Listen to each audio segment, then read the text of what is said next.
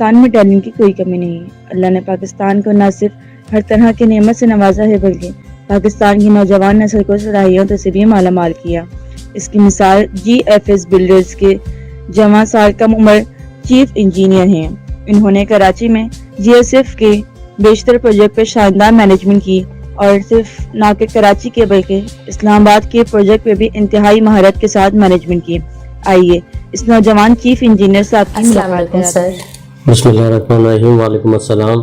Sir आपको अपने programme में वेलकम करते हैं। सर आपका नाम? मेरा नाम अवैस अख्तर है। सबसे पहले मैं बहुत शुक्रगुजार इन्होंने सेलेक्ट किया मुझे इंटरव्यू के लिए। सर माशाल्लाह से आप इतनी यंग एज में इतने बड़े लेवल पर हैं, तो इसमें आपके वालिदैन का क्या किरदार है? देखिए, वालिदैन का दुआएं ही होती हैं जिसकी वजह से इंसान कामयाब होता है।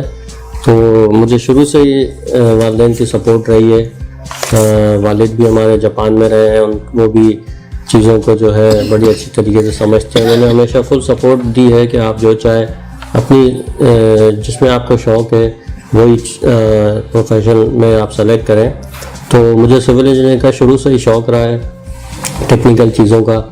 तो मैंने जो है सिविल इंजीनियरिंग ज्वाइन की अपनी खुशी से, और ये वालिदैन की दुआएं ही हैं जिनकी वजह से मुझे बहुत यंग एज में ही समझें कि अच्छे लोग मिले और सीखने को बहुत अच्छा मिला। तो उन साथियों की वजह से, उन उस्तादों की वजह से, तो इस यंग एज में उनकी दुआएं, खुसूसन वालिदा की, वालिद की, इन सब की दुआओं से आज मैं इस सीट पे बैठा हुआ हूँ। माशाल्लाह। आप अपनी तालीम के बारे में कुछ बताएंगे? तालीम के बारे में ये है कि मैं जो अपनी स्कूलिंग की है वो डिफेंस फाउंडेशन स्कूल से मैंने अपना मैट्रिक मुकम्मल किया। उसके बाद जो है इंटर अपना साउथ सिटी कॉलेज से, और उसके बाद अपना जो इंजीनियरिंग है वो सर सैयद यूनिवर्सिटी से मैंने पास आउट हुआ हूँ 2010 में। ये मेरा तालीम का सही। सर पाकिस्तान में तालीम का जो निज़ाम है इससे आप सेटिस्फाइड हैं? पाकिस्तान में तालीम का निज़ाम बहुत अच्छा है, और अक्सर यूनिवर्सिटीज़ जो है फोकस रखती हैं अपने इंजीनियरिंग। सर सैयद यूनिवर्सिटी बहुत अच्छी रही तालीम के हवाले से। जो मेरा खुद का एक्सपीरियंस है वो मैं आपको बताता हूँ कि सर सैयद यूनिवर्सिटी बहुत अच्छी हमारी तालीम के हवाले से, जो हम इंटरनेशनल और हर जगह पे हमने काम किया है, तो उसमें वो सब कुछ उन्होंने स्टडी में शामिल। सर्विस कहाँ की ज़रा आप डिटेल बताएंगे? देखिए, तालीम के बाद जो है 2010 में मैं पास आउट हुआ सर सैयद यूनिवर्सिटी से। उसके बाद मैंने जो अपनी इंटर्नशिप स्टार्ट की वो अल खलीज टावर है दस्तगीर पे एक प्रोजेक्ट है, मोहसिन शेखानी साहब का वो प्रोजेक्ट है। तो वहाँ मैंने अपनी इंटर्नशिप मुकम्मल की। उसके बाद मैं जो है एक आर्किटेक्ट है मतीन साहब, उनके साथ भी बड़ी अपनी अच्छी इंटर्नशिप और ये सारी चीज़ें हमने सीखी। वो भी बहुत बड़े आर्किटेक्ट हैं, उनका नाम है कराची में। पूरी जो है जितनी बिल्डिंग है सदर में मोस्टली उनके उस पर डिज़ाइंस पे बनी हुई है।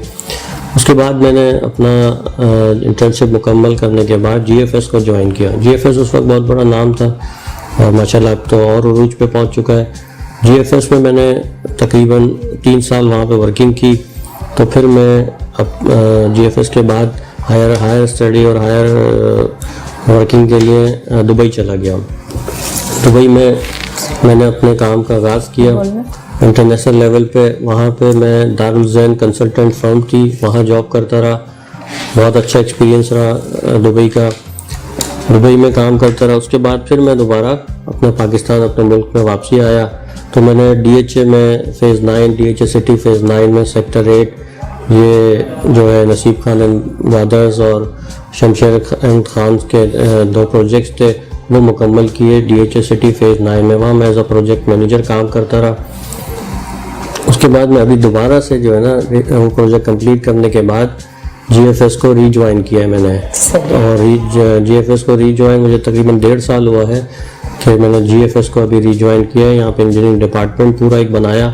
उससे पहले GFS में इंजीनियरिंग डिपार्टमेंट उस पर नहीं था कि इसको पूरा मैंने यहाँ पे जब आपने स्टार्ट किया था GFS के साथ दोबारा रिज्वाइन किया था, तब उस टाइम के कौन से प्रोजेक्ट चल रहे थे और अब न्यू जो लॉन्च हुए हैं उन प्रोजेक्ट्स की भी डिटेल बताइए। GFS में काफ़ी सारे प्रोजेक्ट चल रहे हैं जो कि मैं तमाम प्रोजेक्ट्स को यहाँ से देख रहा हूँ। मेरे आने से पहले जो है कुछ न्यू भी है जो मेरे आने के बाद स्टार्ट हुए हैं, लेकिन मुझसे पहले नॉर्थ टाउन रेजिडेंसी फ़ेज़ 1, उसके फ़ेज़ 2, उसके मुख्तलिफ फेजेस होते हैं ना नॉर्थ टाउन में, तो वो फ़ेज़ 4 तक इस वक्त मौजूद है। उसके अलावा मेरे आने के बाद जो है वो इंडस्ट्रियल जोन फ़ेज़ 1 स्टार्ट हुआ, हमारा फ़ेज़ 2 स्टार्ट हुआ, वो भी नॉर्थ टाउन पे ही लोकेटेड है। GFS के मज़ीद प्रोजेक्ट जो कि मलीर में भी हैं, मलीर के तकरीबन 8 फेजेस हैं, वो भी हम यही हेड ऑफिस से लीड करते हैं। उसके अलावा बहरिया में भी हमारे काफ़ी बिल्डिंग्स बन रही हैं, DHA सिटी में है। अभी हमने जो लॉन्च किया इस्लामाबाद तक हमने माशाल्लाह अभी स्टार्ट ले लिया है। इस्लामाबाद में हमारा एक प्रोजेक्ट है 7 वंडर के नाम से। 7 वंडर के हमारे 2 प्रोजेक्ट कराची में भी हैं, इसी नाम पे हमने इस्लामाबाद में भी अपना प्रोजेक्ट्स को लॉन्च किया है। और जो है अब तो मुल्तान और पेशावर यहाँ भी मज़ीद जो है न्यू प्रोजेक्ट स्टार्ट करते जा रहे हैं। सर आपके प्रोजेक्ट्स में सड़कों के बारे में बताइएगा और सेवरेज लाइंस के बारे में।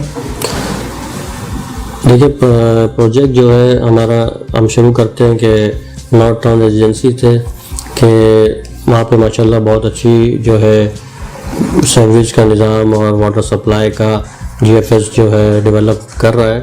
और जो मज़ीद जिस तरह डेवलपमेंट चलती जाती है इसी तरीके से स्लो काम जो है होते रहते हैं। तो तमाम प्रोजेक्ट में हमारा बहुत अच्छा फोकस है।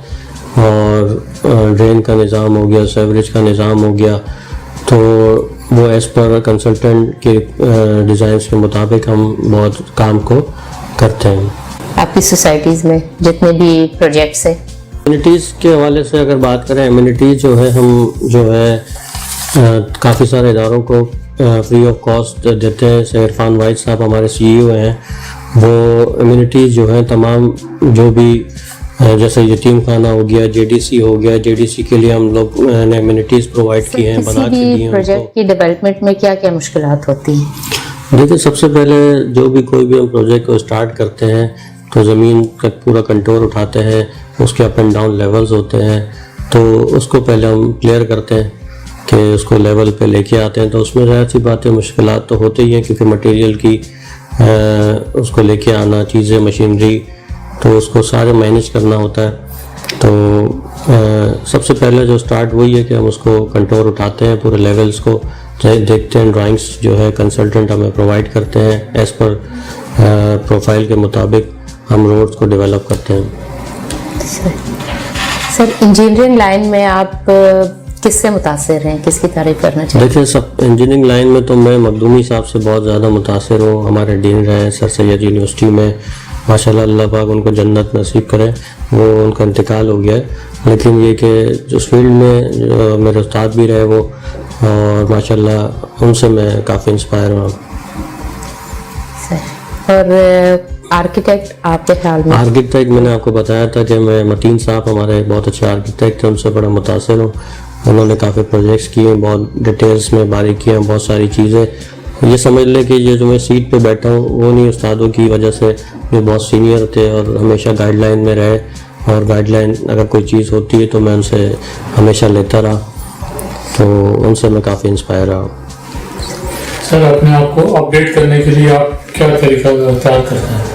देखिए अपडेट करने के लिए मैं अपडेट ही करने के लिए इंटरनेशनल मार्केट में गया, क्योंकि मैं पहले GFS में ही जॉब कर रहा था। अपने को अपडेट करने के लिए तो फिर मैंने दुबई में गया, वहाँ की कंस्ट्रक्शन देखी, वहाँ की चीज़ें देखी कि वो किस तरीके से काम कर रहे हैं, पाकिस्तान कितना पीछे है और वो लोग किस टेक्नोलॉजीज़ को यूज़ करते हुए और फास्ट काम कर रहे हैं। तो वो सारा एक्सपोजर जो है मुझे दुबई से ही मिला। तो उसके बाद फिर DHA में हमने काम किया, तो जो है फिर दोबारा मैं अभी रीजॉइन GFS में हुआ। तो ज़ाहिर सी बात है जो इंटरनेशनल एक्सपीरियंस रहा, जो सारी चीज़ें, वो चीज़ हम यहाँ पे अप्लाई कर रहे हैं कि अब जो न्यू उस पर काम हो रहा है, जो चीज़ GFS में नहीं हो रही थी पहले, वो अब हमने यहाँ पे इम्प्लीमेंट कराई है। जो इंटरनेशनल लेवल पे काम हो रहे हैं उन चीज़ों को अब यहाँ पे हम लोग अप्लाई कर रहे हैं। सर इतने प्रोजेक्ट्स को आप डील कर रहे हैं, तो किस तरह अपने आप को मैनेज कर रहे हैं? देखिए मैनेज करना तो बड़ा डिफ़िकल्ट हो जाता है, क्योंकि प्रोजेक्ट बहुत ज़्यादा है। तो लेकिन ये कि हम कोशिश करते हैं, हमारे साइट्स पे भी इंजीनियर्स मौजूद होते हैं जो कि इंडिविजुअल साइडों को देख रहे होते हैं। फिर उनके जो इश्यूज़ होते हैं, जो चीज़ें होती हैं, वो हम हेड ऑफिस से उसको सॉल्व कर रहे होते हैं। तो टाइम ज़ाहिर सी बात है हम लोगों को ना दिन का पता लग रहा होता है ना यहाँ पे रात का पता लग रहा होता है। तो 12-12 घंटे हम लोग काम कर रहे होते हैं। और कभी भी हमें अगर कॉल आ जाती है, कुछ आ जाती है, तो रात को उठ के हम इस्लामाबाद निकल जाते हैं। इस्लामाबाद में प्रोजेक्ट है, वहाँ इश्यूज देखने होते हैं। तो मैनेज बस कर रहे हैं, क्योंकि आपको पता है कि सिविल में जो है टाइम का आने का टाइम होता है। हमारी फील्ड एक ऐसी है कि यहाँ आने का टाइम तो है, आपका जाने का नहीं है। जब तक साइट मुकम्मल या कोई भी चीज़ कंप्लीट नहीं हो जाती उसको छोड़ के नहीं जाते। तो हम लोग काफ़ी आवर्स काम भी करते हैं। इसी तरह हमारे साइट इंजीनियर्स हैं, वो भी जो है अपने टाइम्स जो है लगाते हैं अपनी फील्ड में।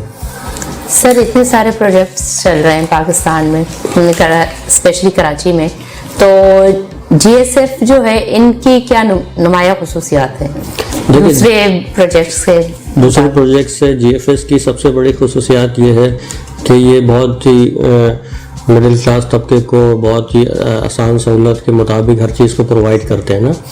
तो इजीली इंस्टॉलमेंट पे, यहाँ तक कि हमारे इरफान वाहिद साहब सीईओ हैं, बहुत ही अल्लाह पाक उनको खुश रखे। उन्होंने बहुत ही नीचे लोगों को बहुत ज़्यादा नवाजा भी है, जिसके पास इंस्टॉलमेंट नहीं होती बहुत माफ़ भी कर देते हैं।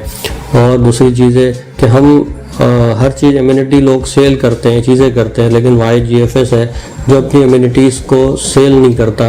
वो हमेशा उन लोगों को देता है कि जो हमारे लोगों के लिए कुछ कर सकें। जैसे हमने इम्यूनिटी दी है जेडीसी को, जेडीसी ने वहाँ पे फ्री डायलिसिस सेंटर खोला। जो भी वहाँ के आसपास के लोग हैं नॉर्थ कराची के, वो उस डायलिसिस सेंटर को से अपने फ़ायदे ले रहे हैं, क्योंकि SIUT बहुत दूर है नॉर्थ कराची के हवाले से अगर देखा जाए। तो वहाँ तक पहुँचना, वहाँ सब रश और हर चीज़ जो है, ट्रैफिक का प्रॉब्लम, तो जेडीसी से वो करते हुए हमने जगह दी, उनको बना के दिया यहाँ तक के कंप्लीट, और उन्होंने वहाँ पे फ्री डायलिसिस सेंटर खोला। उसके बाद हमने इम्यूनिटी दी वहाँ पे जो है यतीम जो लोग होते हैं उनको रखने के लिए उन्होंने पूरा एक वो बनाया। उसके अलावा कि ओल्ड एज होम कराची में, old age home north Karachi में उसका आगाज़ किया। वो भी अपनी इम्यूनिटीज़ के अंदर ही मस्जिद बनाए, पार्क्स बनाए लोगों के लिए। उसके अलावा जो है हमने सैलानी को काफ़ी जगह प्रोवाइड करी, सैलानी अपने वहाँ पे जो है वर्किंग कर रहे हैं। ये समझ लें कि नॉर्थ टाउन के आ जाने से वहाँ पे जितने भी नॉर्थ कराची के लोग हैं वो इन चीज़ों से फ़ायदा उठाते हैं। तो ये सब हमारे CEO इरफान वाहिद साहब हैं, अल्लाह उनको खुश रखे। उन्होंने ये सारी चीज़ें कभी कमाने का या कभी उनके माइंड में ये चीज़ें नहीं रही, हमेशा लोगों को डिलीवर करना और हमेशा यही चाहे कि किसी का भला हो जाए। तो यही वजह रही कि मैं GFS पर दोबारा आया हूँ, सिर्फ उन्हीं की वजह से। इरफान वाहिद साहब जो हमारे ऑनर हैं, सिर्फ उनकी वजह से मैं इस वक्त यहाँ दोबारा GFS को मैंने ज्वाइन किया है, कि उनको देखते हुए कि वो कितने अच्छे इंसान हैं। तो इस वक्त उन्होंने फिर मुझे दोबारा वो किया, तो मैं इन्होंने बहुत अच्छा वेलकम किया, तो मैं GFS में दोबारा आज मौजूद हूँ। सर कम अल्फाज में आप अपने ऑनर की क्या क्या तारीफ करेंगे? देखिए, उनकी तो ऑनर की जितनी तारीफ़ की जाए उतनी कम है, लेकिन ये कि कम अल्फाज में यही है कि वो एक बहुत अच्छे इंसान हैं। ऐसे लोग जो है ये समझ लें बहुत गॉड गिफ्टेड होते हैं, जो कि अच्छे लोग होते हैं, लोगों के बारे में सोचते हैं, लोगों का ख्याल रखते हैं। ऐसे लोग बहुत कम जितना भी पैसे होते हैं वो सारा चैरिटी पे लगते हैं। तो अल्लाह पाक उनको ये काम हमेशा करते रहें, वो उनको ज़िंदगी दे। तो लेकिन ये बहुत अच्छे इंसान है, दिल के बहुत अच्छे हैं। नाराज़ हो जाते हैं, डांटते भी हम लोगों को, किसी काम पे कुछ कहते भी हैं, लेकिन कभी भी हम उस चीज़ को दिल पे नहीं लेते। तो उनको पता है कि हमें पता है कि वो दिल कितने अच्छे इंसान हैं, कितने जो है दिल के अच्छे हैं। तो वो जो है हम उन चीज़ों को भी इग्नोर करते हैं, इसी वजह से कि वो एक बहुत अच्छे इंसान है। Thank you sir, thank you so much, आपने टाइम दिया। आप लोगों का बहुत शुक्रिया, आप लोग आए यहाँ पे हमारे ऑफिस में और मेरा इंटरव्यू लिया, सेलेक्ट किया इंजीनियर्स में, और आपने हमें समझा कि इनका लेना चाहिए इंटरव्यू।